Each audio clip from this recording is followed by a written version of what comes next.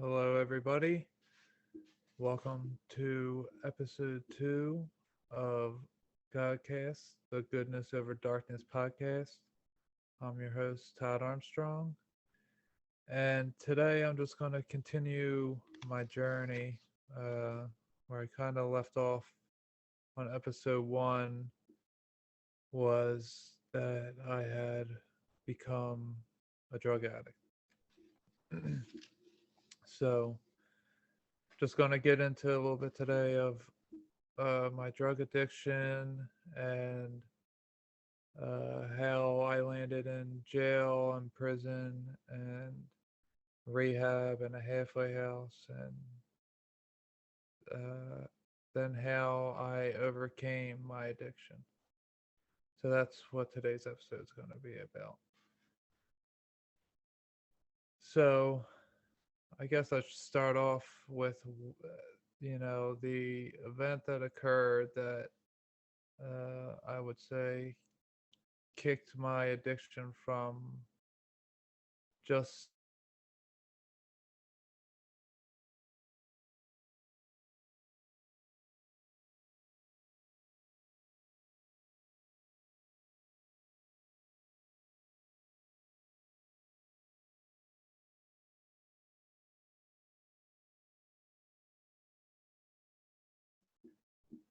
and I had to get to the hospital.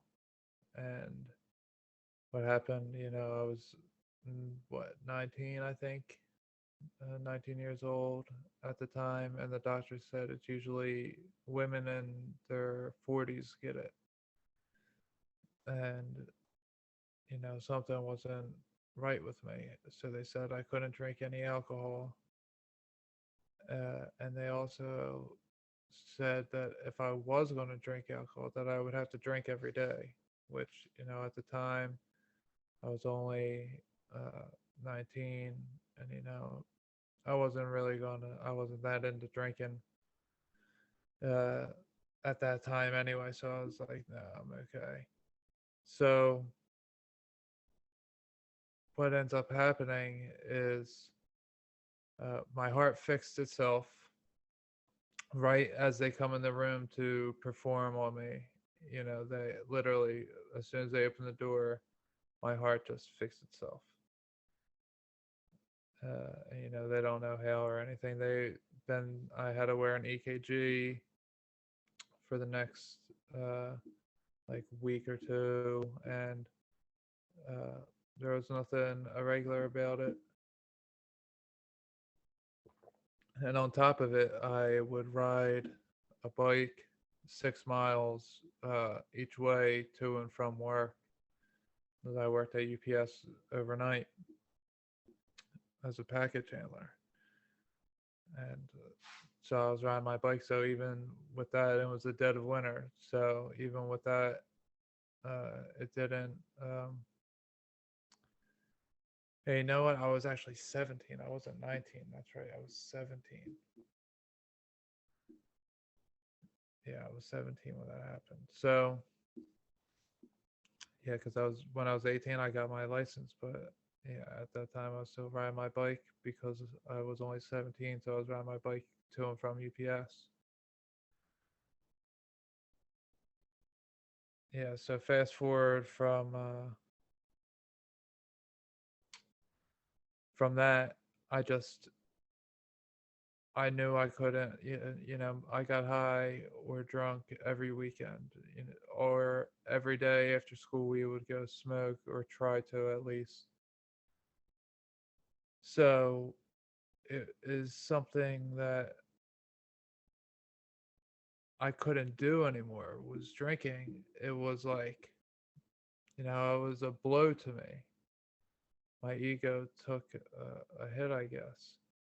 So what I ended up doing was I became addicted to perks because that was something I could do, uh, and that's the route that I chose.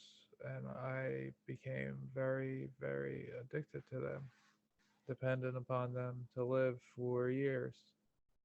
And at different times of my life, I would get clean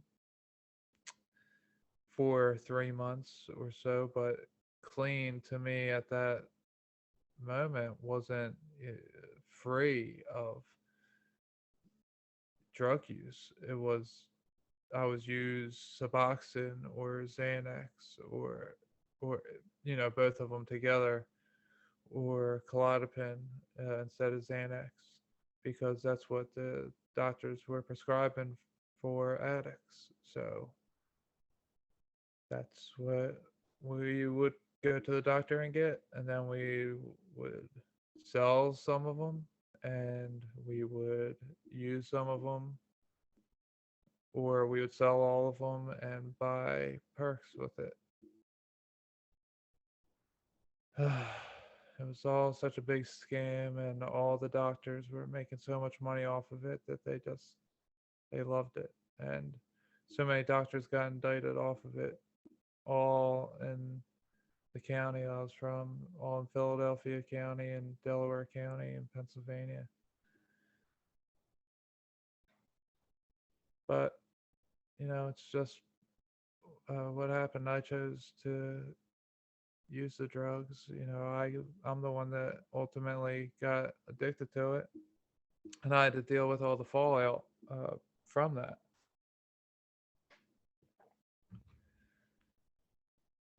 I had So what ended up happening is I had to go to jail because as my addiction worsened, I became a young father, yeah, at 19, and my girlfriend and I, my daughter's mom, we had gotten clean at that time from perks.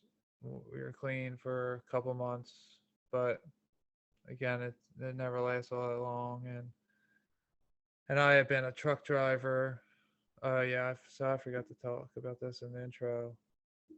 The So I was a truck driver before I went to jail. I was driving cross country, Class A CDL. I was 22, 23. So when I was going cross country, that's when my daughter was 3, and my girlfriend of that time, my daughter's mom and I had been together 3 years before she had gotten pregnant with my daughter. And then we were together, another 3 years at this point. And we had a pretty good uh, going for the first 3 years. Like I said, it was about 6 months or so, the first 6 months of my daughter's life or so, that we were clean. And then not uh, after that we weren't. We would be off and on, but we weren't.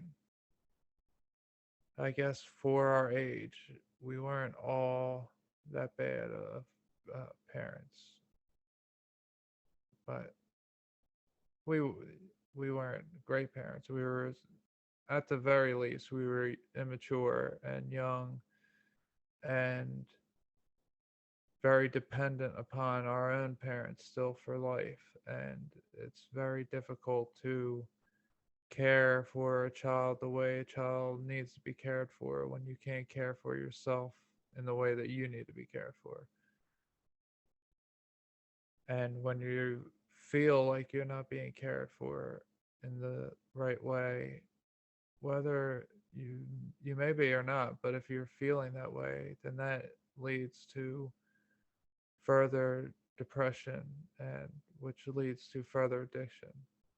Now, no one wakes up and is an addict. You become an addict from a variety of reasons.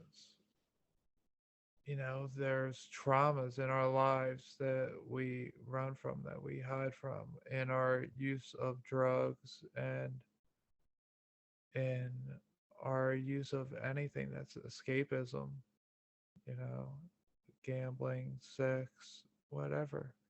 It's running from your life that you have. It's escapism.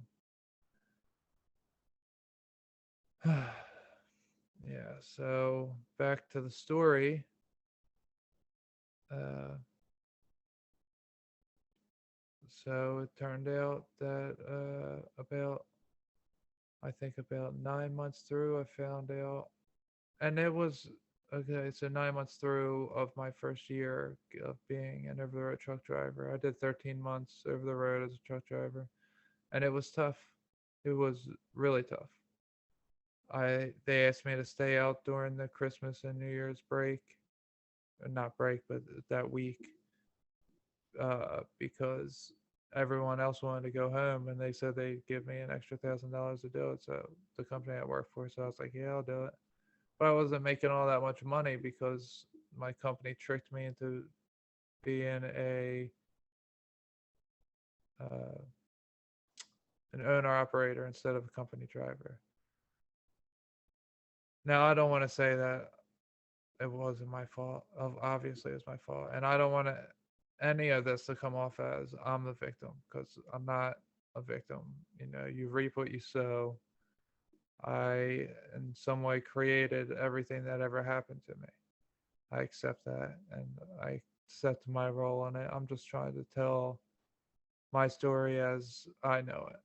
So, if anyone hears this that this is involved about, or anyone listening that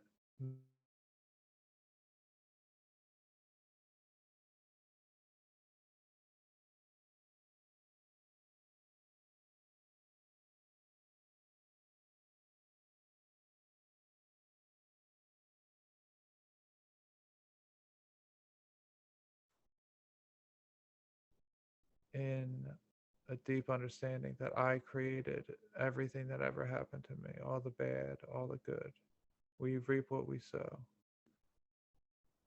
So, anyway, about 9 months through, my daughter's mom was cheating on me, and she became pregnant with someone else, and she was also doing coke and heroin, which was new because I had never done that. I had no idea about it.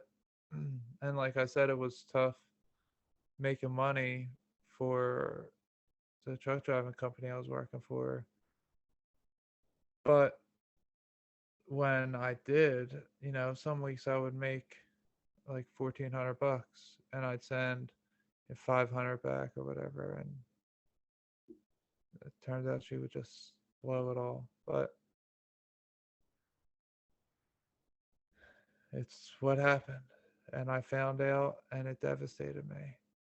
And I was in New York, kind of near I was near Pennsylvania, but not very close to where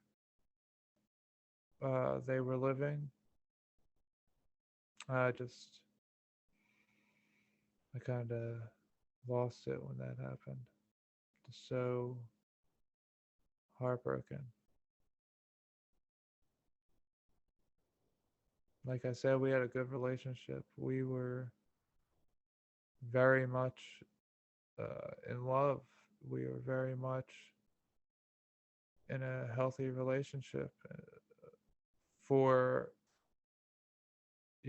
all the pitfalls that we may have had when we weren't perfect, but there was a solid enough foundation there for what could have been a lifelong journey. And then that happened, and it hurt so much. Well, I ended up having to get over it eventually, I guess, but I guess I never did really get over it, which is what just led me further into my addictions. As I ran from dealing with what happened, or I was self medicating because I couldn't get it out of my mind. Either way,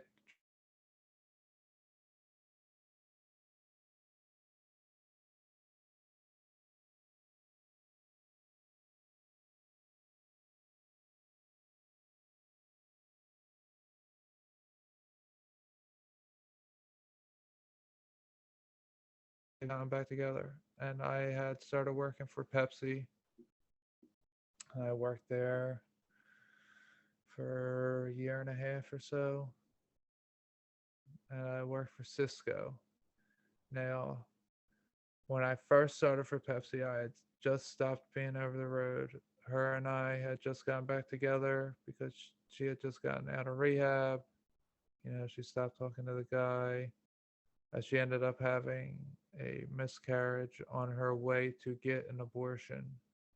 And when she was doing this, I had no idea this was going on, by the way. And she left my daughter with two heroin addicts so that she could go do this, so that the guy could pick her up and take her to do it. So I found that out later on, and there's there's even more in there that I just don't want to talk about. It's I'm not trying to paint my daughter's mom as some monster, okay? Because I don't see her that way. I just have been through some stuff, and a relationship is it's fair enough to say. So we had gotten back together, and I'm at Pepsi, and I start off I'm clean, and then turns out like 2 months in, I end up getting uh, perks again, which I don't know if I probably got 15s because I hadn't been doing them. And I remember I got it on a Thursday night, and then Friday morning on my way in, I popped one. And then when I got to work, I had to take a drug test, and I was like, oh man, it was a random test, and I thought I was gonna fail. Turned out I didn't, but you can't say anything at that point. So I'm sitting on pins and needles the entire time, just waiting for the other shoe to drop. Then, uh, nothing happened. They didn't catch me, so I kept doing perks, and it's about I don't know a little more than a year in, I guess a year and a half around there is maybe like a year and like 4 months. I end up getting hurt. I was delivering to a place and I slipped and I hit my back and my shoulder and my head on a metal baggage thing. It was a drive-through convenience store. And I wasn't high when it happened. I slipped because it was pouring rain that day, and I was in boots on a slippery floor. But I went to the hospital, and then I ended up getting put on light duty. And when I'm on light duty, then I'm like, and I'm doing physical therapy, and I'm just like, they won't give me perks for it, and I'm just all pissed off. And I didn't hurt myself on purpose or anything like that, but I was expecting to get some painkillers, but I didn't.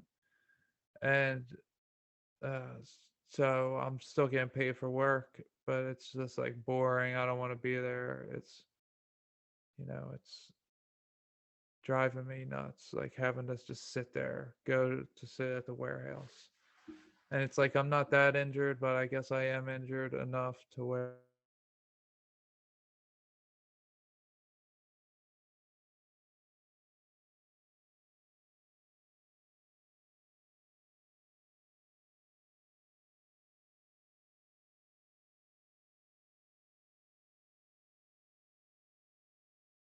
just didn't help the matter because I never got it fixed when that happened.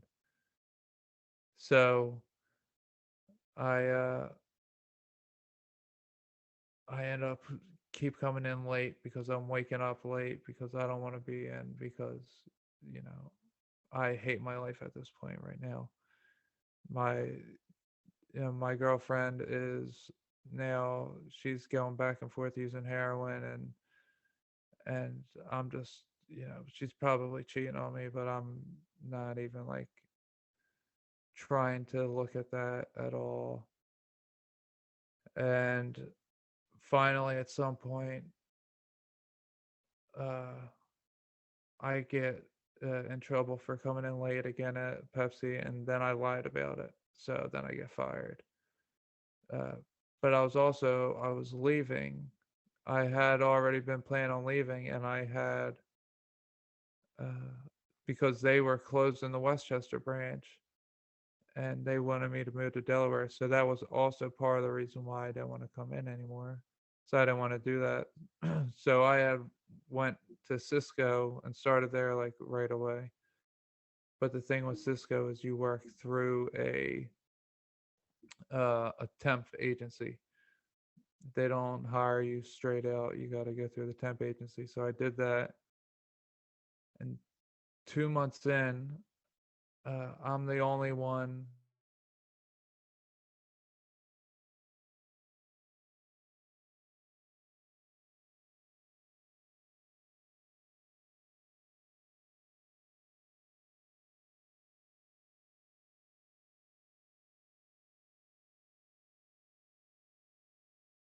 put on the union or whatever. You just got to let them know it's your 60th day, so that you go from the temp agency to working for them. So that morning, I tell my supervisor. Then I come back that day from work, and he fires me. He says, "Nope, you're not. Uh, you don't get to go on." So I was like, I was so devastated because I didn't do anything wrong, and the only reason that he had the ability to let me go is because I told him it was my 60th day, and they make you tell you it's when it's your 60th day. I go to get the paperwork through and all that. But so that's what happened. So now at this point, I'm just like, my girlfriend's using heroin. I got fired from Pepsi, but I was already quitting. And then with Cisco, it's just like my life is spiraling, and I'm suicidal. And there were times I would drive on the highway doing like 95, 100, and I'd close my eyes. Not very long, but I did. And sometimes I'd like drive up on the shoulders, like after work, I'd like blow by people at like 100 miles an hour. Like I just didn't care about anything anymore. And I had been uh, uh, using promethazine with codeine, which is lean, scissor syrup or whatever they call it. And I had been dissolving uh, Percocet pills in them overnight and then drinking it and then taking more perks on top of it. And just like, it was a lot. It was, you know, a little bit of that was too much. And I was doing 10, 30 milligram perks a day easily. 360 milligrams of Percocet a day I was getting. It's like $1,000 a week I was spending on Percocet.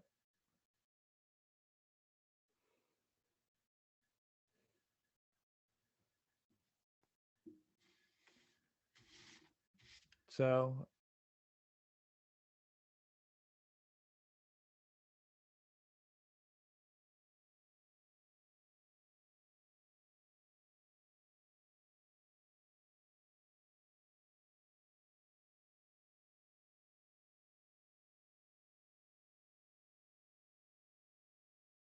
mom and I never had the best relationship, and things, that didn't help in the situation. So I wanted to leave home, and I felt so out of options. And I went to get a quick payday loan to get $800 so I could go get a down payment at some apartment because I was still working. I wasn't working for Cisco, but I was still, the temp agency still could find me work. That I was still working, making 19 to 21 bucks an hour. So it was still good money I was making, but it was just what happened with Cisco was just messed up. So I go to get this payday loan, and you have to enter your information, and they uh, took my bank account. They took all my money. It's some foreign company was supposed to give me a loan, and they took all my money. So I owed my drug dealer money because, not that I was threatened or anything, but I would borrow, I would get fronted by him, and then I would pay him back. And now I didn't have money not just to pay him back, but to get more from him or anywhere else. And I was just like, what what is happening? Everything in my life was going down the drain, and my only concern was, how am I going to get high? So I devised a plan to break into a pharmacy and steal all the pills that I could get. And I do it once and am successful, but I didn't get any Percocet. I end up getting uh, a whole bunch of Klonopin, like a whole bunch of them. But I end up taking most of them and selling some. But it was. I don't want to get into specifics, but it was uh, a bad 3 week period of my life. So I went and burglarized. Was 4 burglaries that I had pled guilty to. It was 3 different places. One place I did twice because I did so well the first time I went there. Yeah, I was messed up. I did a lot of bad, and I went to jail. So that's an interesting story in itself. So one day, what I would do is I would drive late at night, before work. I would go out and I would burglarize the place, and then I would keep everything in my car, go to work, and then after work, go home and check up on everything. So uh, they had pulled me over because I made a left when I should have made a right, and the cop. So essentially, like, I circled the block, but I didn't mean to. I wasn't really doing anything, but it was near a pharmacy. But it was just happenstance that it was a pharmacy there because I was kind of lost and I was trying to figure out my way. So I pulled over in the parking lot so that I could pull out my GPS. And cop pulled me over, wanted to search my car, and I didn't necessarily have anything with me other than a couple jackets that I had worn in, and different car tools that I had in my car or whatever. But I said no. I asked him if he had a warrant. He didn't like that, and they're all looking around. So I go home, or I go to work. They let me go because they had to. I go to work, and then at work they gave me the next day off because it was just a place that was using a temp when they needed it, and that would happen to be me. So they gave me off, and turns out that they had U.S. Marshals watching my house uh, that next whole day. I was getting my daughter from preschool that day. It was a Wednesday. I was supposed to get her February 4th, 2015. And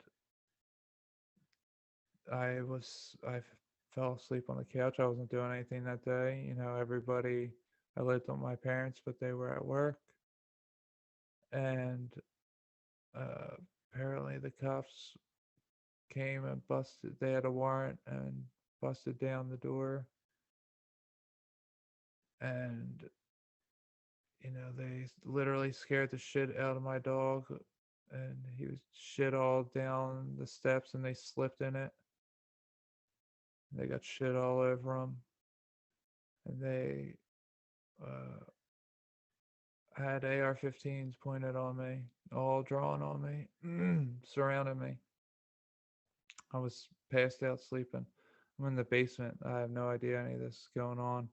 And they got AR-15s drawn on me because I burglarized the pharmacies. So I went to jail.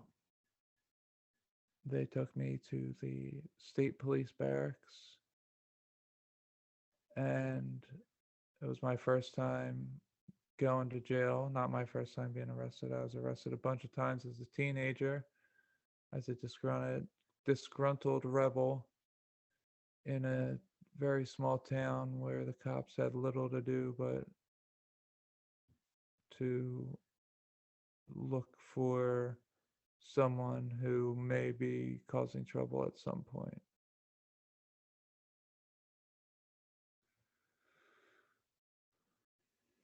See, a psychology on that is that when you when children, especially teenagers, are pushed into feeling that they are some type of way, then they will, become that way. Again, I'm not blaming anyone else because ultimately I made all the decisions, but there's just my influences, the things that I perceived as happening to me that made me then change the way that I viewed the world.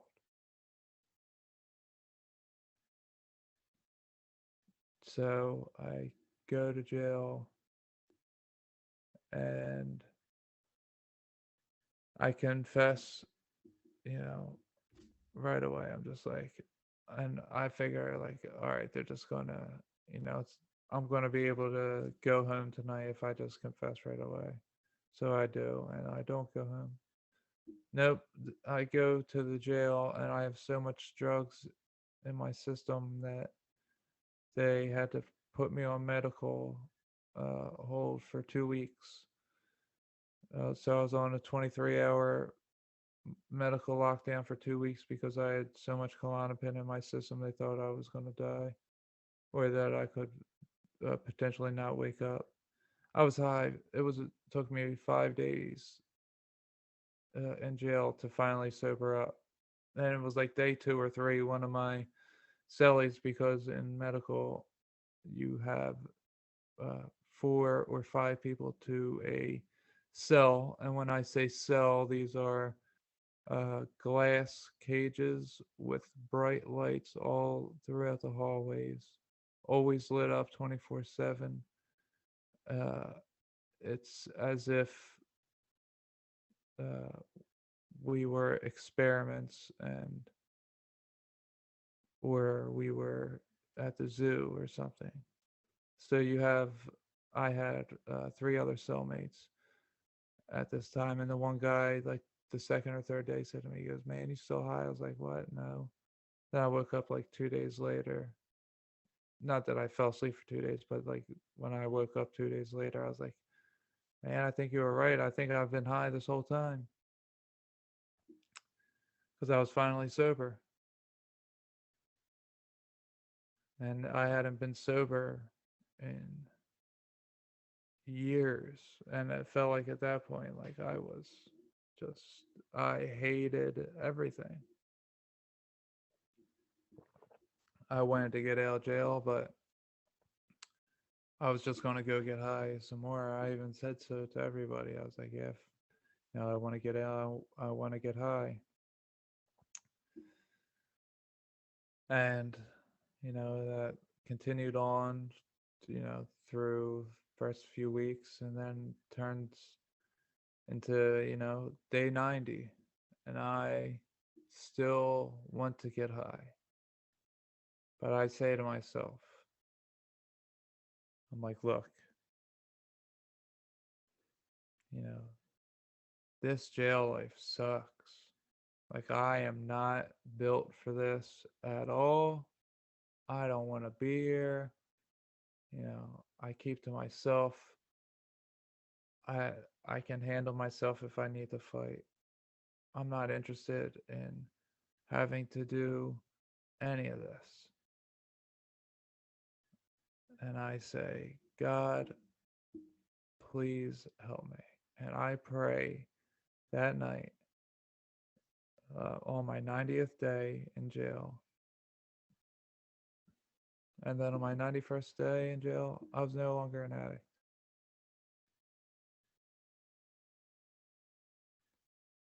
Because God had freed me when I prayed that night for the first time in a decade. God freed me from addiction, even after all I did. And I wasn't even done serving my sentence. I haven't even been sentenced yet.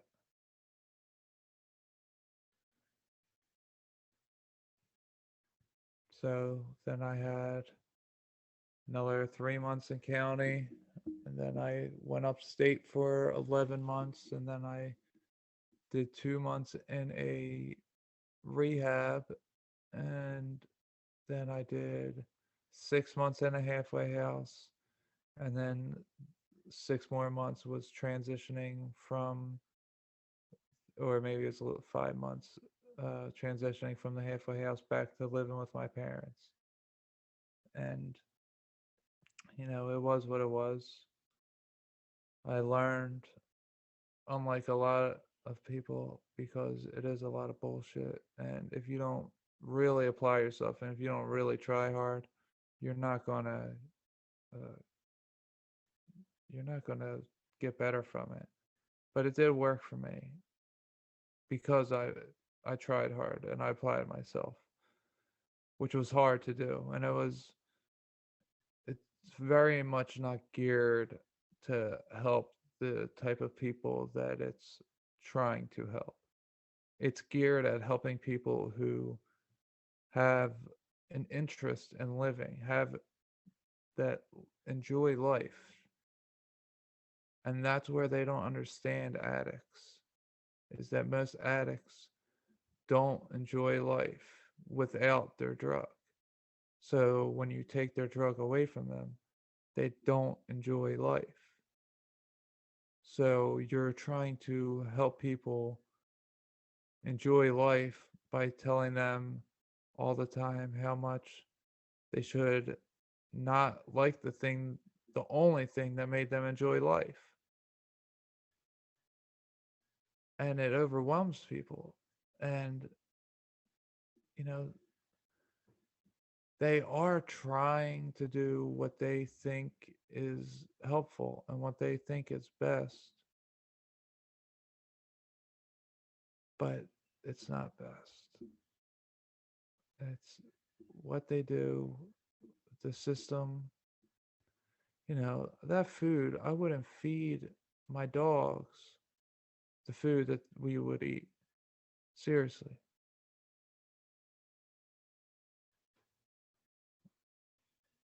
But I did do bad things,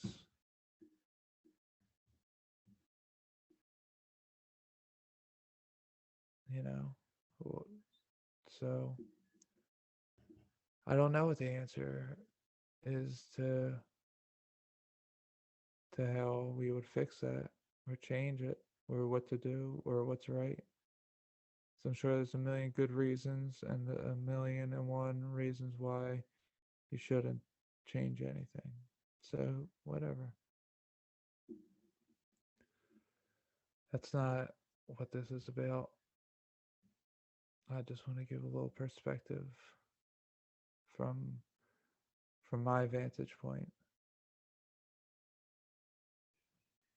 that jail is tough and it's not designed to keep you from coming back.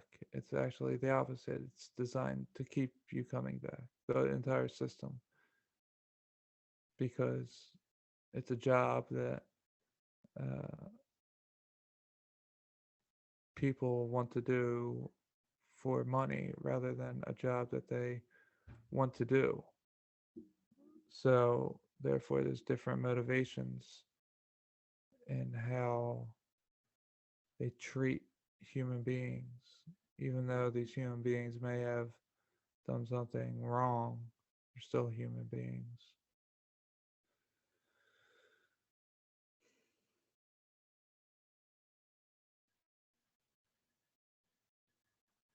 Well,